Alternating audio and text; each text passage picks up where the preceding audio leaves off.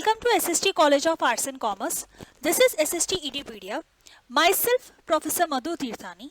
Today we are going to take one of the important topic in DY/BCom Sem 5 Cost Accounting, that is Labor Costing Part 1. So, what is labor? First of all, labor is one of the important factor of production that active and makes other factors active. No any other factor can replace the labor. Labor control techniques create discipline in the organization. It checks the wastage of the resources. Labor, we can say that one of the most active factor of production. Because of labor, we can go for the production process. But what is the meaning of labor cost? Since labor gets a return in the form of wages. But how we can calculate it? So for the calculation of labor costing, it has been divided into two parts, direct labor and indirect labor. The portion of wages and salaries which can be identified and charged to the single cost unit. We can say that the person who is directly responsible for the production process. Indirect labor cost cannot be directly related with the production of specific goods and services, but indirectly they are related with it. For example, supervisor, clerical staff, foreman. These are the examples of the indirect labor cost. There are the certain methods of remuneration. Some of the firms may adopt the remuneration process on the basis of time, and some of them may calculate the remuneration on piecework. First of all, we will see remuneration on the basis of time, that is time basis. The wages is measured on the basis of unit of time, hourly, daily, weekly or monthly. Here the formula of calculating is earnings is equal to hours worked into rate per hour. For example, if the worker is paid $10 per hour and he has spent 300 hours, this means that his wages will be 300 into $10, that is nothing but $3,000. Advantage of this cost is that it is simple and easy to calculate. It provides a regular and a stable income to the workers and thus create a sense of security. It is beneficial to the average as well as below average workers. It avoids many complex negotiation in case of most of the incentive schemes. Disadvantage. This leaves no incentives. This means that daily wages, there will be no incentives, there will be no extra additional pay the labor will get. In the absence of incentive, a strict supervision cannot be possible since there are any kind of motivation level in this.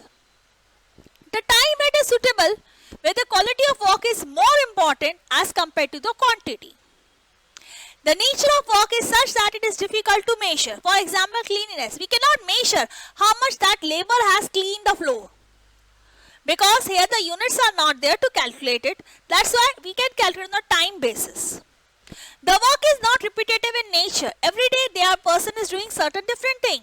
For example, a person who is cleaning today may have some filing work tomorrow, may have some other works, may have some refreshment activities day after tomorrow.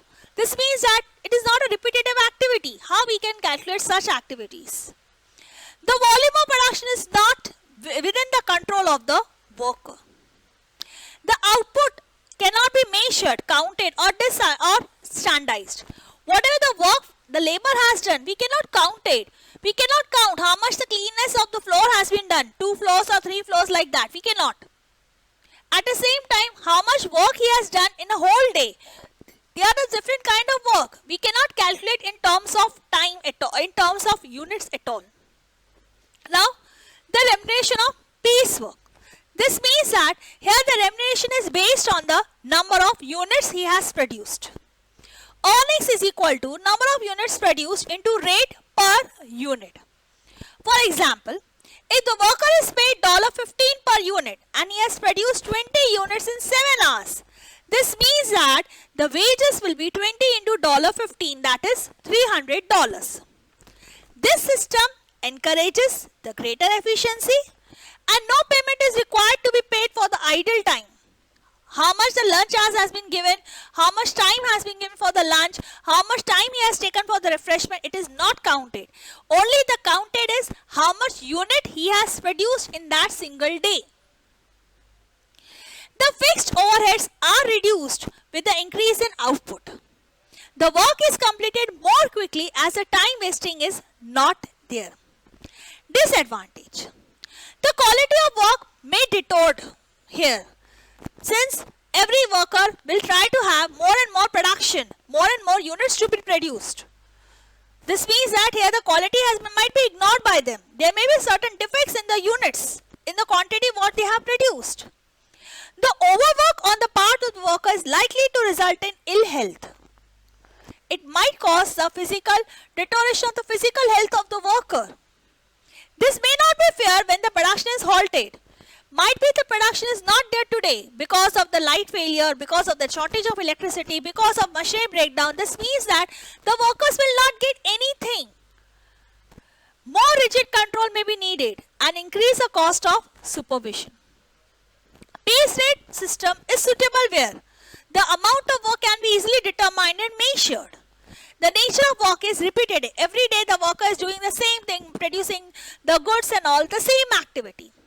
Here the productivity is closely linked to the skill and the efforts of the workers. Whereas there are certain other ways also to calculate. Some of the essence, there is a premium bonus plan also. Premium bonus plan. It is a pay to the workers a basic time rate plus a portion of wages which is equivalent to the time saved as related to the agreed and allowed time for the work. This means that suppose I have given a standard hours, 8 hours, but actually he has taken 5 hours. This means that he has saved our hours, 3 hours he has saved. जो काम 8 घंटों में होना चाहिए, he has completed that work in 5 hours.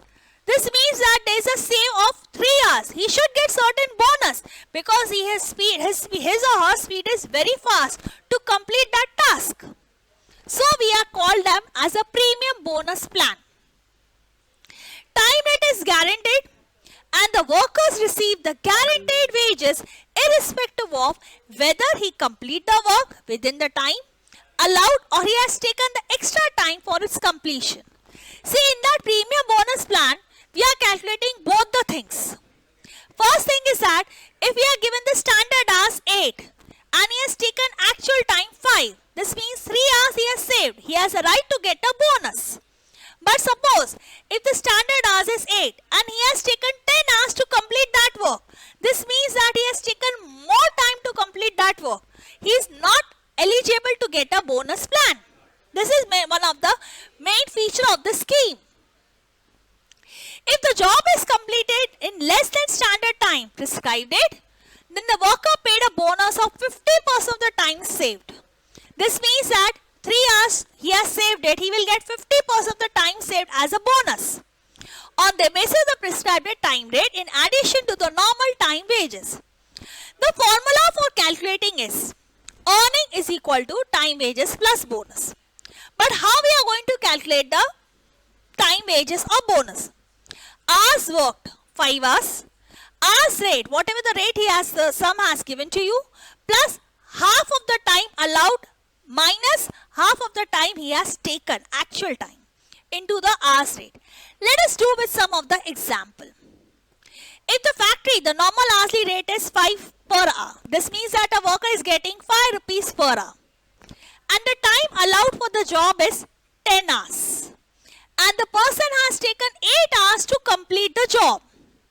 This means that his total earnings will be 8 into 5 plus half 10 minus 8. 10, that is the standard hours. And he has taken 8 hours. This means that 2 hours has been saved. He should get it into 5 per hour. That is rupees 45 will be considered as a bonus. Now what is the advantage of doing this? The bonus encourages the workers to save as much as time possible because higher the saving of time, higher is the bonus.